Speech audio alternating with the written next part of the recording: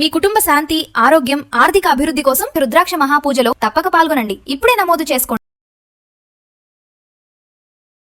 నమస్తే, welcome back to Suman TV. Present మనతో పాటు ఉన్నారు అనలిస్ట్ మందర కృష్ణారెడ్డి గారు.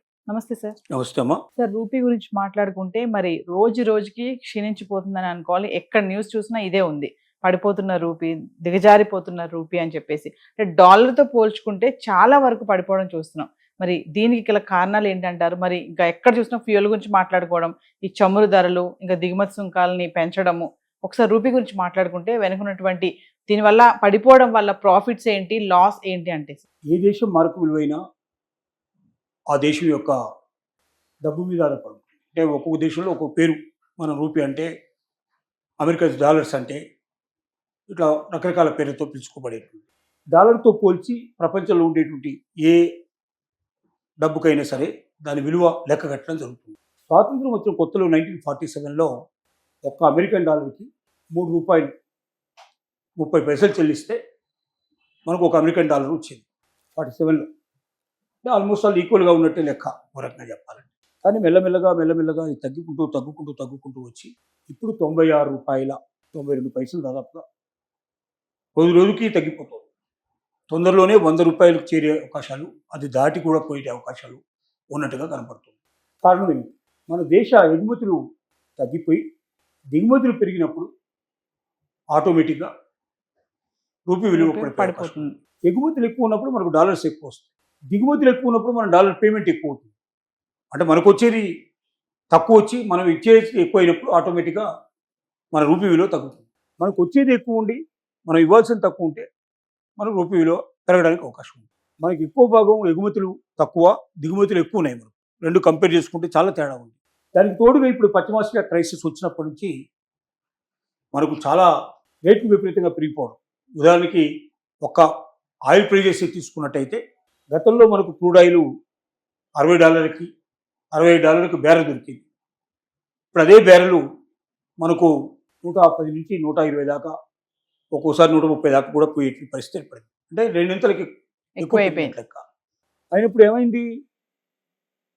అంత డబ్బు మనం ఎక్స్ట్రా పే చేయాల్సిన పరిస్థితి ప్రతిరోజు పేరుపడింది. దీనివల్ల కోట్ల రూపాయల లోపల అంటే విపరీతమైన డాలర్స్ ఖర్చు అవుతున్నాయి. మనకు విదేశీ మార్కెట్ ద్రవ్యం తగ్గిపోతూ ఉంది. విదేశీ మార్కెట్ ద్రవ్యం తగ్గిపోతున్నా కొద్దీ రూపాయి వాల్యూ కూడా పడిపోతూ ఉంది. ఓకే, రూపీ వాల్యూ పడిపోవడం వల్ల మనకు వచ్చినటువంటి లాభాలు ఏమిటి, నష్టాలు ఏమిటి? ముందు నష్టాలు ఏమిటో మనం చూద్దాం. రూపీ వాల్యూ పడిపోవడంలో వచ్చిన నష్టాల్లో నెంబర్ 1 ఏమిటండి? మనం దిగుమతి చేసుకుంటున్నట్టు వాటికి మనం డబ్బు కట్టాలి. సపోజ్ ఇంతకుముందు ఒక బ్యారెల్కి $60 మాత్రం ఉన్నప్పుడు మనం 100 బ్యారెల్ మనం తెచ్చుకున్నట్టయితే $6,000 కడితే సరిపోయేది. ఇప్పుడు అదే మనకు రూపీ వాల్యూ తగ్గిపోయింది కాబట్టి అప్పుడు $80 ఉన్నప్పుడు ఇది జరిగింది. అంతకుముందు $80 ఉండేది, ఇప్పుడు $96 అయింది. $16 డిఫరెన్స్ వచ్చింది. అంటే ఒక లీటర్కి $16 చొప్పున మనకు దాదాపుగా, అంటే బ్యారెల్కి ఎంత అవుతుందో లెక్క ఏంటి, దాని ప్రకారం లెక్క పెడితే డిఫరెన్స్ కనీసం ఒక $1,000 వచ్చే అవకాశం ఉంది. అంటే ఇంతకుముందు $5,000 వచ్చేది, ఇప్పుడు 6,000 చిల్లరకు వచ్చేటువంటి పరిస్థితి పడింది. అంటే అంత నష్టం సంభవిస్తుంది. ఒక బ్యారెల్కే ఇంత అయితే రోజు కొన్ని లక్షల బ్యారెల్స్ తీసుకోవాల్సిన పరిస్థితి పడుతుంది. దాని ఎంత నష్టం వస్తుందో అని పెట్టి లెక్కేసుకోవచ్చు. ఇలాగా దిగుమతి చేసుకున్న ప్రతి వస్తువు మీద మన యొక్క రూపీ వాల్యూ తగ్గినప్పుడు మనం ఎక్కువ డాలర్స్ పే చేయాల్సిన పరిస్థితి పడుతుంది. అలా ఎక్కువ డాలర్స్ పే చేయడం వల్ల మరింతగా మన యొక్క ఆర్థిక పరిస్థితి కుంగిపోయే పరిస్థితి ఏర్పడుతుంది. తర్వాత రేట్లు విపరీతంగా పెరిగిపోయే అవకాశాలు ఉన్నాయి.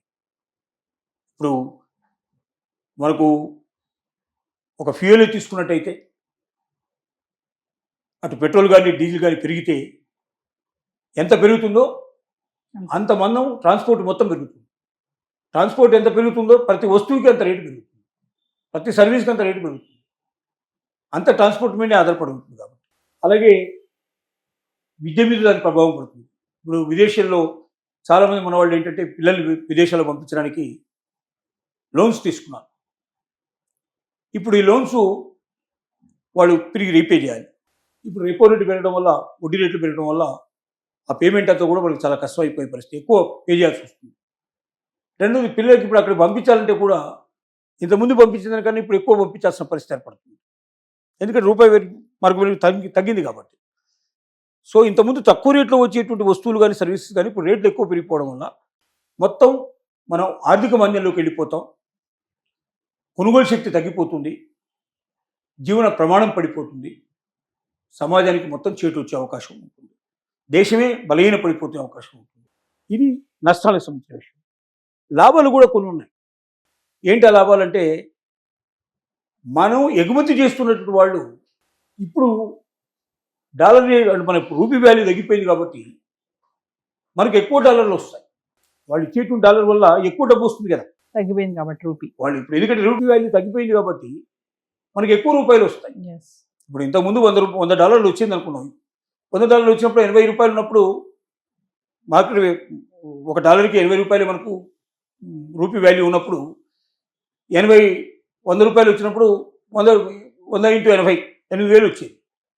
ఇప్పుడు రూపాయలు 96 వచ్చింది కాబట్టి 96 చిల్లర అయింది కాబట్టి 96 × 100 9,600 వస్తుంది. అంటే $1,600 ఎక్స్ట్రా వస్తుంది.